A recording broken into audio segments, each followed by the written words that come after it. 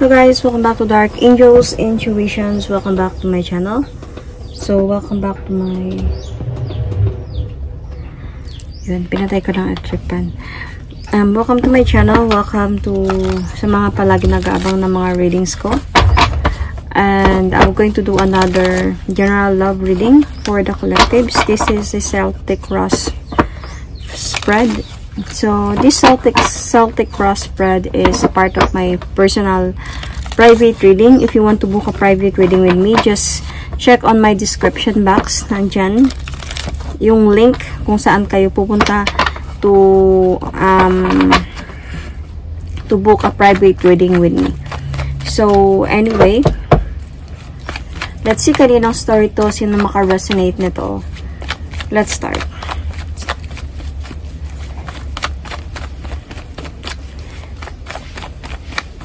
Welcome to my new subscribers. Welcome to my channel. And sa mga hindi pa nakapag-subscribe, welcome to my channel na nanonood ng video na to. So, let's see. Take note guys, hindi lahat maka-resonate sa reading na to, okay? Takes what resonates and leave the rest. Oh! Okay.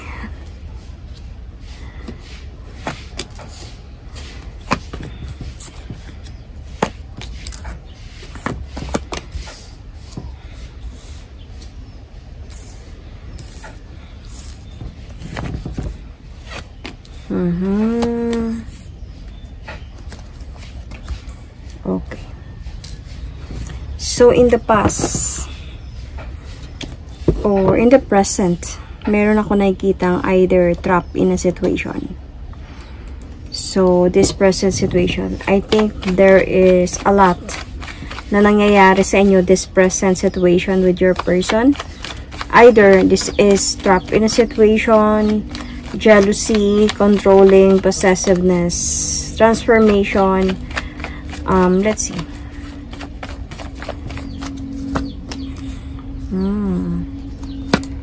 Long term, madami na kayong pinagdaanan ng person na to. And I can see that your person wanted to talk to you about sa mga issue na meron kayo. Might be this person walk away emotionally from your relationship, and this time gusto niya na ayusin yung sa inyo. But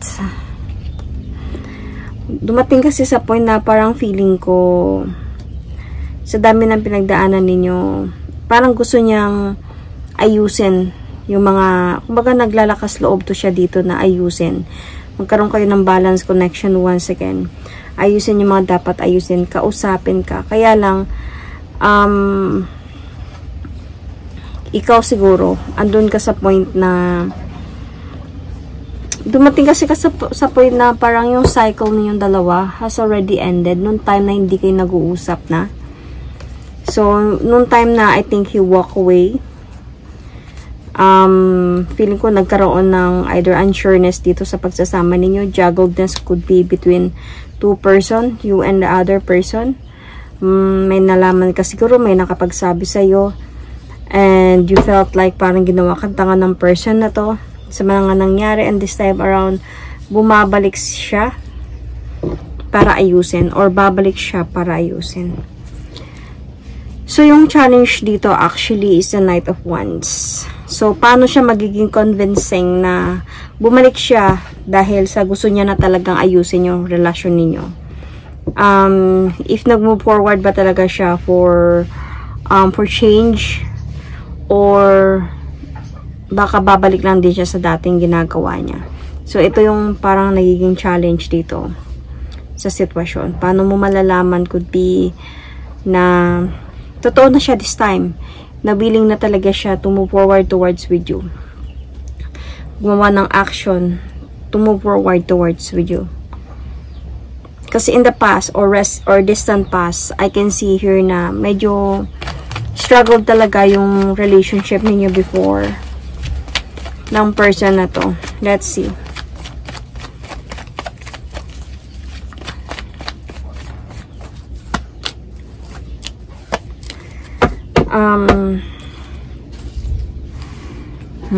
Okay. So, nagkaroon ng mga clarities dito before sa relationship ninyo na parang feeling ko nagkaroon ng challenge yung relationship, napa-challenge yung relationship ninyo. Siguro dahil may nalaman ka, may nakapagsabi sa'yo, at because of this, nasaktan ka sa mga nangyari. Nakaramdam ka na parang this person is so unfair to me. Akala ko mahal niya ako. Though, feeling ko that time, yung person mo, kahit siguro na may nalalaman ka na, hindi pa din siya bumibitaw sa relasyon ninyo. And ito yung parang nakikita ko na parang in the distant past, nagbibigay talaga sa'yo ng challenge. Gusto mo kasi siguro naggaling sa kanya mismo. Siya mismo ang magsasabi sa'yo na give up na, or may ganito kami, dalawa, may iba ako, or something. Pero hindi yung person mo is parang nandyan pa din siya, nag-o-offer pa din siya sa'yo ng love. I don't know if this person might be also lie to you sa mga bagay-bagay na willing pa din kasi siya na mag-offer sa'yo ng victory, you know. Kahit ito na yung mga nangyayari, nasasaktan ka na sa mga nangyayari. Para sa kanya, parang wala lang. Wag mong pansinin yun, wala yun, mahal kita or something ganyan. So, hanggang sa I think dumating sa point na mismo talaga this distant or recent past. I don't know if this issue, ikaw na mismo talaga ang nag-cut off ng connection ninyo in the distant past. I mean, present past. So, let's see.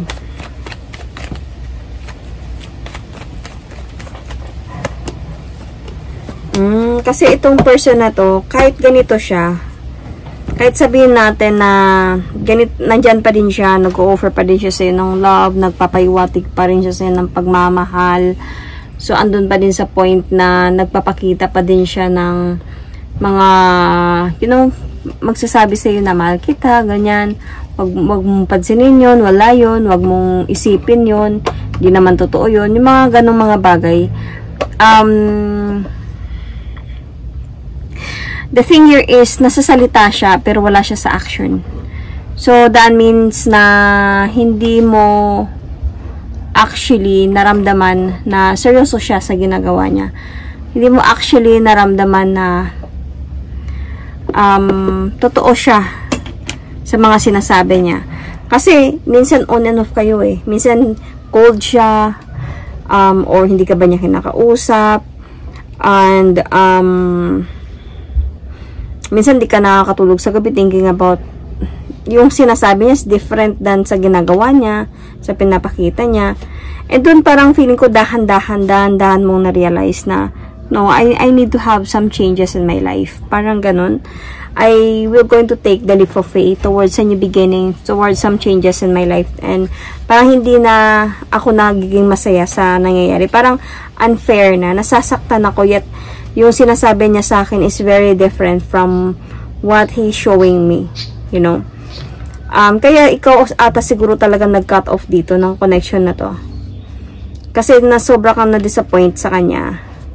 Parang feeling mo sobrang immature niya. But you miss this person though. Nami-miss mo siya.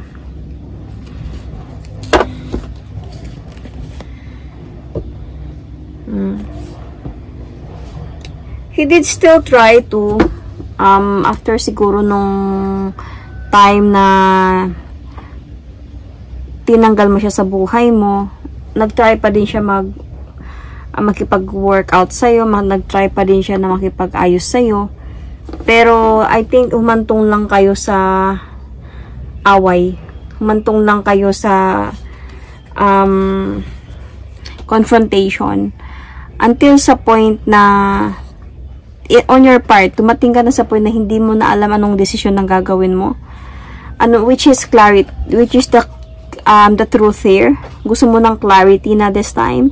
Gusto mo ng katotohanan. Gusto mo mag-clear para alam mo paano ako makapag-move on kung hindi clear sa akin na totoo ba yung mga sinasabi niya sa akin or yung intuition ko yung totoo. Parang ganun. nahihirapan ka din dito. Because you really wanted to heal na talaga from this person, but hindi mo nagawa-gawa yun kasi nga nandyan pa rin siya eh. Paano ka maghilom kung nandyan pa rin siya? Pero hindi mo na-appreciate, hindi mo nakukuha yung gusto mong mangyari sa kanya, sa relasyon ninyo. Kaya ito nga, this present situation, naiipit ka sa sitwasyon.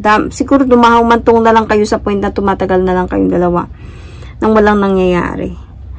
And nandito na naman siya, this present situation, kumbaga, naglalakas loob na naman siya na ayusin kayo, maayos kayo. So, kaya nga yung ano mo dito, yung, what's this? Challenge mo dito, yung immediate challenge ito. Totoo na ba siya this time? Willing ba talaga siya mag-move forward towards with me? Or gagawin niya na naman akong tanga or something. So, kasi gusto mo na talaga makamove on eh. You really want na you don't care na anymore. Kaya lang, nahirapan ka dahil sa mga ginagawa niya. Siyempre, mahal mo siya eh. Mag-o-offer pa siya sa'yo ng love, you know, nagpaparamdam pa siya sa'yo ng love. Para sa kanya, I think, para sa kanya, parang alam ko yung ginagawa ko. Kaya ko to. Kumbaga, hindi ko man sasabihin na kaya niyang paikot-ikutin yung ulo mo, pero it could be, kasi nagiging cold ka na. Parang minsan sinasabi mo na, gusto ko munang mag-isip, gusto ko munang pag-isa, gusto ko muna ng peace of mind. Gusto ko muna mag-soul searching to find the right path. Ito ba yung right path? Totoo na ba to? Ito ba talaga yung gusto mong mangyari? O baka sasaktan mo lang din naman ako? You know, parang ganun. Kasi nag-o-offer pa din talaga siya sa'yo ng love. And even marriage. Parang nagpa-promise siya sa'yo ng proposal or marriage or something. Kaya lang, itong mga proposal niya, parang dati pa to eh. Tapos naghihintay ka, napapagod ka na sa kakaantay. Minsan na-stress ka na. Lalo na pag, I think, nagkakaroon sa'yo ng idea about third party. I don't know if clear sa'yo to, na nagkaroon talaga siya ng third party, tapos bumabalik lang siya sa'yo.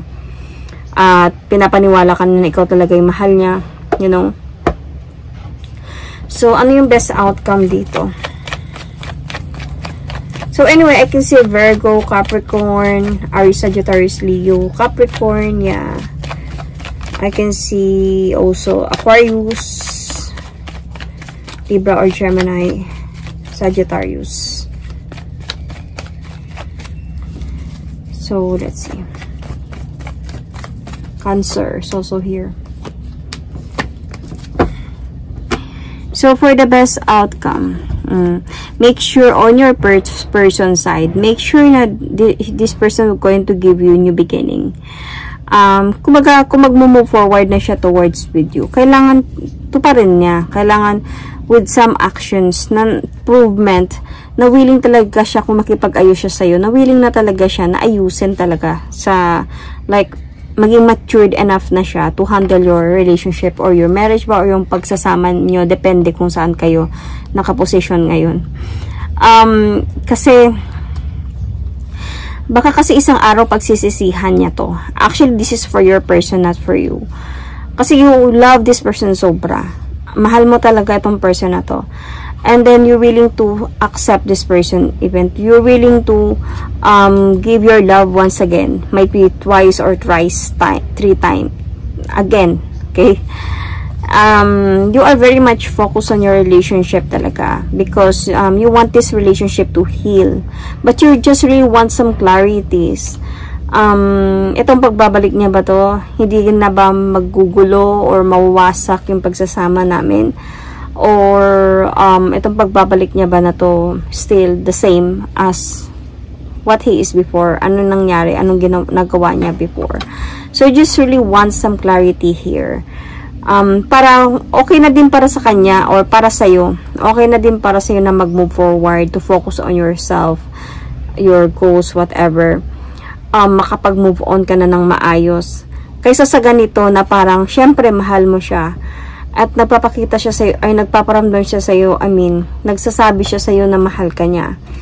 Pinaparamdam niya din naman yun, but sometimes nagbabago agad. Kumbaga, hindi all the time na yun yung ramdam niya sa'yo or pinapakita niya sa'yo. So, yung best outcome dito, ipapakita niya sa'yo, maging matured enough siya dito na gusto niya talaga na makipag-ayos sa'yo o makipag-ayos kayong dalawa to have a new beginning. Then, gawin niya, ipakita niya. Yung wala namang problema sa'yo eh. I think, because you really love this person unconditionally. So, pwede pa may magkakaroon pa rin ng hope to para sa inyong dalawa. Pero kung same pa din yung gagawin niya, I can see here, baka pagsisihan niya to isang araw.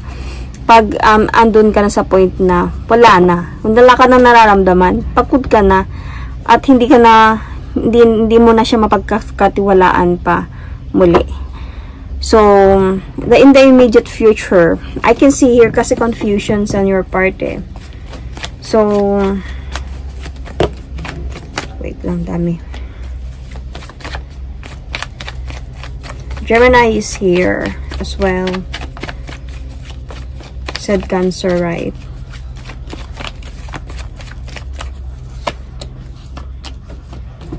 See? Di ba sabi ko, pag hindi niya to gagawin, baka pagsisihan niya to. Kasi ikaw makukonfuse ka dito eh. Tapos masasaktan ka, of course. Siyempre, sino ba naman? Hindi ka magiging masaya sa relasyon ninyo or sa pagsasama ninyo. Madidisappoint ka sa mga ginagawa niya, you know. And I think unexpectedly, marirealize mo na mas mahal ko yung sarili ko. Mas importante yung sarili ko. Kasi dahan-dahan to eh.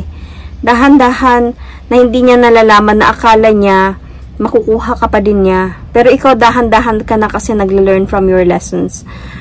So, kung hindi niya ipapakita to, gawin to, you know, na maging matured siya para sa inyo, para sa'yo, sa relasyon ninyo, at ipapakita niya to prove you na mahal ka talaga niya, na hindi niya na talaga gagawin yung mga nagawa niya, ito yung mangyayari. Kung hindi niya gagawin yan, mako-confuse ka, then dahan-dahan marirealize mo na I need to step back. I need to give up on this. Mas okay na lang na unahin ko yung sarili ko to rebuild myself. Baka mayroon pang much better sa kanya kaysa sa magtitiis ako dito sa kanya na parang wala namang pagbabago, kumbaga.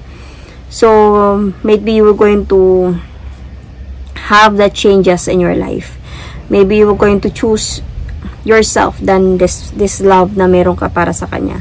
Towards new beginning para sa'yo. So, baka abot kayo sa point na itong person na to, I don't know if this reading could be a vice versa, okay? So, baka abot sa point na hantong na talaga to sa total separation. Like, wala na talaga. Separated na talaga. Wala nang balikan pa. Kasi dito, nagkaroon na eh. May naputol na, nagbalik lang. Kaya nga dito sa present, bumabalik na naman. Kaya lang, yun nga yung challenges na gagawa na ba talaga siya ng action, you know? Kasi for the best outcome, dapat gawin niya. Dapat ma-prove niya sa'yo na totoo na talaga siya sa'yo. Kasi pag hindi, pag yun pa din, wala pa ding pagbabago, eh, well, ito yung mangyayari in the immediate future. Hindi ka magiging masaya, masasaktan ka, at madidisappoint ka, and dahan-dahan na mag-move on ka. So, ano ba yung nakaka-apekto dito sa situation na to? Family. Whose family is this? Commitment. I get it. I get it. Pero mag-drop muna ako ng clarification. Kung same kami.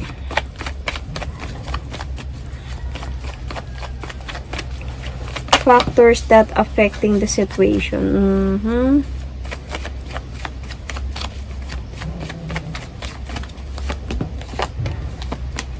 Okay. So, I think this is a past family. Wala na sila nito. Sabihin natin na with the ex. Feeling ko ang ano na lang dito, yung decision niya, kung kaya ka ba niyang ipaglaban o hindi. Kasi sila wala na. Pero yung siguro iniisip niya yung children, you know, kaya iniisip, concern siya about sa masasabi ng mga anak niya. So, siguro, andun sa point na gusto niya mag-move forward towards with you. Kaya nga hindi ka pa niya pala binibitawan. Kaya hindi ka niya binibitawan. Kaya kahit minsan sinasabi niya, wala sa galaw niya, wala sa action niya, is ayaw ka pa din niya bitawan. Kung bumibitaw ka, nandyan pa din siya sa'yo, bumabalik pa din siya sa'yo. Kasi, totoo lang, gusto niya talaga mag-move forward towards with you. Hindi lang siya makahanap ng right timing to make decision because of the family. Okay, so parang hindi siya sure kasi kung matatanggap ka ba. Okay, hindi siya sure din siguro kung could be something like that. Pero alam niya yung pagmamahal mo para sa kanya. Alam niya yung willingness mo na to be a part of his life. Kung sino yung mahal niya, mamahalin mo. Kaya nang on the other side, might be the ex-family. Yun yung parang para sa kanya na hindi niya alam kung matatanggap ka ba. Ito yung nakaka-apekto sa situation. So, hindi pa siya nakapag-decide talaga na yung hindi pa talaga siya totally nakapag-decide into something na ipakilala ka na ba, gawin na bang official to, or something like that. So, external influence is the new beginning. I think this person really like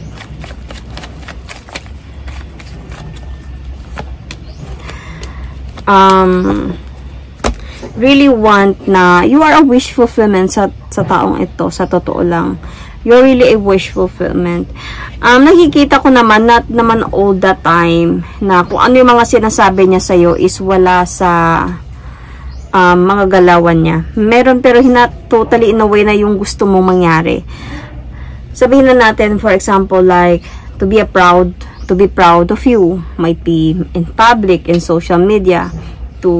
Might be, mga ganong mga bagay, posting, something ganyan, sa mga panahon ngayon, di ba? So, may mga bagay kang hindi nakukuha sa gusto mong mangyari, yet, sinasabi niya sa'yo, kumaga pinapaasa niya sa'yo, na, mapangyayari din to, makukuha din natin yan, mapupunta din tayo dyan. Then, suddenly, hanggang tumatagal na lang kayong dalawa, walang nangyayari. So, with the external influencer, gusto niya naman gusto niya pa mag-grow yung relationship ninyo. You are really a wish fulfillment. Sa sobrang pagmamahal mo na meron sa kanya. Sa sobrang alaga mo sa kanya. Sa pagmamahal na sinishare mo sa kanya. This is something talaga that he really want. He felt balanced connection with you. And nakikita niya din naman sa yung work. Kaya nga parang sinasabi niya dito, I know what I'm doing. Alam ko yung ginagawa ko, carry ko to. Siguro isang araw, kanyan. Pero ikaw kasi nag-aantay ka and napapagod ka na din. Kung napapagod ka at umaalis ka, siya naman bumupunta siya sa'yo. Parang gusto niya sabihin na wag muna. Wag mo kong iwan, parang ganong mga bagay. Parang ganun na sitwasyon. Kasi sa totoo lang, willing naman talaga siya ang pakasalan ka. Willing siya talaga. And I think alam mo naman yun. Yun nga yung sinasabi dito na ano yung sinasabi niya, ba't hindi nangyayari pa? Tumatagal na tayo. Kasi pala dito, na hindi niya alam kung ano yung magiging reaction siguro ng mga, sabihin na natin, okay, past family niya, anak niya, or ex niya, something like that. So, yung hopes and fears mo dito, you are hoping talaga dito na through this might be sa past mo, makapag-move forward ka na and never look back. Feeling ko sa totoo lang, wala akong nakikitang issue dito from the wife or ex-wife. Wala. I think ang nagiging issue dito is yung, I think, children or family. Something like that. Kasi parang wala namang wife dito na humahadlang, nakipag-away, nakipagkulo. Wala naman akong naramdaman dito.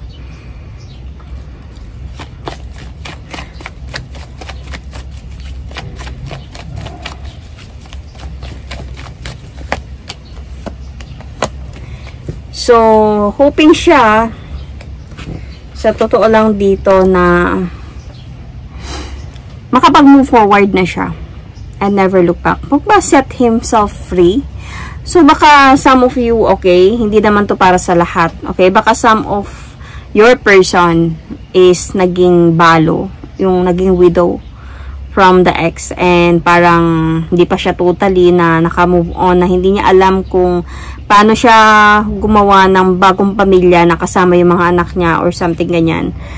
Could be yun yung naramdaman ko dito. Kasi parang dito sa hopes niya parang he wanted to move forward and never look back na. Parang gusto niya na talaga na i-end to, magkaroon na talaga ng ending dito. Kasi gusto niya na mag-move forward. Kaya lang naglo-looking back pa siya towards from the past. Iniisip niya yung responsibility niya, hindi siya nakakatulog sa gabi thinking about that. But he already wanted to have a new beginning, and this is what he is hoping. And yung fear niya dito kasi na paano siya siguro makapag move on from this. Paano niya makalimutan na magkakaroon na siya ng bago, na hindi siya magigilty sa mga nagagawa niya. So, feeling ko lang, no, para to sa mga may person na namatayan ng asawa, might be before, sobrang mahal nila, sobrang mahal yung family, tapos ngayon magta-try again, so hindi pa ready or something. So, it could be like that. Kasi ito yung nagigets ko dito nasa kanya, hindi pa siya totally makapag-decide He wanted to. He really wanted to. Pero parang pigil na pigil Wala naman ako nakikitang third party dito. Wala rin ako nakikitang wife na gumugulo. Yung family lang din naman talaga. Na parang hindi siya makapag-decide na gusto man niya mag-move forward, pero parang hindi pa siya makapag-decide talaga. Because of sa sarili niya mismo. Na hindi pa siya ready, you know. So, yun pala yun. Pero gusto niya na talaga ng new beginning sa buhay niya. So, let's see for the final outcome.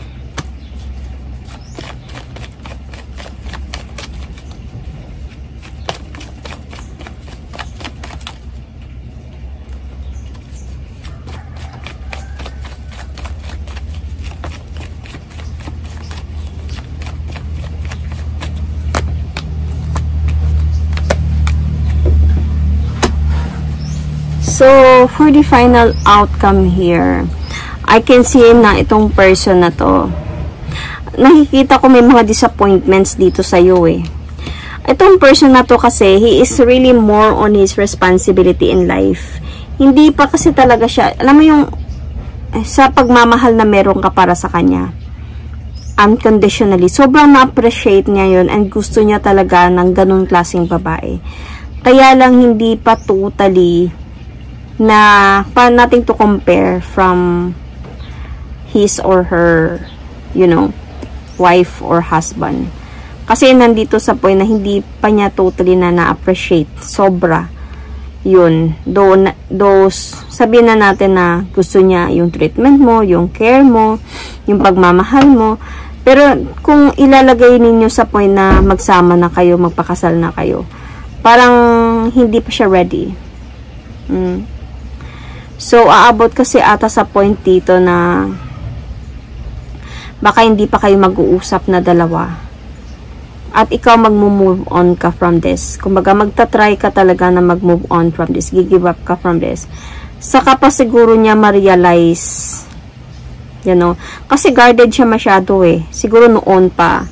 Siguro hindi siya ready noon pa na guarded na siya nung dumating ka. Saka siya parang nag-open up. So, might be many years. We never know, diba?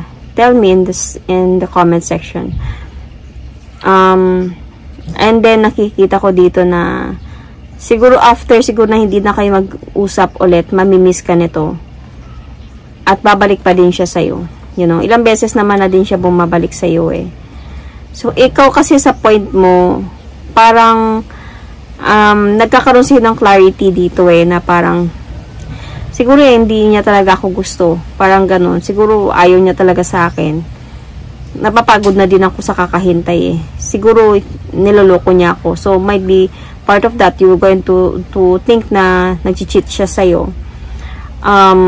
So, magkakaroon ng imbalance talaga yung relationship niya. Mabibigatan siya. Mabibigatan ka. And, Pero feeling ko in the near future, magkakaroon din sa'yo ng clarity. Bakit? Lahat. And this person will come back and to offer you new beginning again. So, there is a possibility pa rin na we never know in the future na ba. Kasi mahal nyo naman eh. Magkakaroon kayo ng pagmamahal sa isa't isa. Maybe this will be in the future. Abot lang talaga sa point na may ipit siya. Siguro nga talaga itong reading na to is para doon sa mga nawalan talaga ng wife na sabihin na natin namatay na sobrang minahal. And then, yung person nyo. And then, this time gusto nila na mag-try again. Well, hindi sila prepared. Ganon ka-prepared. Hindi nila alam kung paano sasabihin sa mga anak niya. Hindi niya alam kung paano sasabihin sa pamilya niya na I will going to marry again or something. So, may be on your side naman, hindi niya siguro lang sinasabi yung sa'yo, pero on the other side, sa'yo din, ang iniisip mo dito na parang may iba siya, you know, parang hindi niya siguro kumahal, iba siya, hindi na siguro siya magbabago. Kasi, wala eh, yun, di ba sabi ko kanina na kung ano yung sinasabi niya, hindi mo nakukuha sa action niya. Parang wala siyang pinapakita, sinasabi niya lang. Kasi dahil nga dito. So, I think, ang kailangan talaga dito to open up to each other. Especially your person side. Kailangan niya mag-open up sa'yo, talaga. If you really love this person, maintindihan mo naman to eh. Kasi may hope naman talaga para sa inyo in the future. Dito pa lang. Ito yung pwede magiging best outcome ninyo. So, new beginning, pag-aayos, pagbalikan, balance, connection, love is everywhere sa inyo. Nandyan na lahat. And, yung person mo even is very responsible person as well. Pera, walang problema. Pag-aayos, you know. So, wala akong nakikita third party dito. So, yun yung magiging best outcome kung siguro pag-usapan nyo to. Kung mag-open up lang din siya sa'yo kung bakit at kung maintindihan mo din kung bakit ganun yung nararamdaman niya. Walang magiging problema. And nakikita ko pa din dito yung future na maganda sa inyo. And also see here Aries. Okay. Aquarius as well. Or Pisces. I see Pisces. Or Scorpio. So that is my reading for you. Thank you and God bless.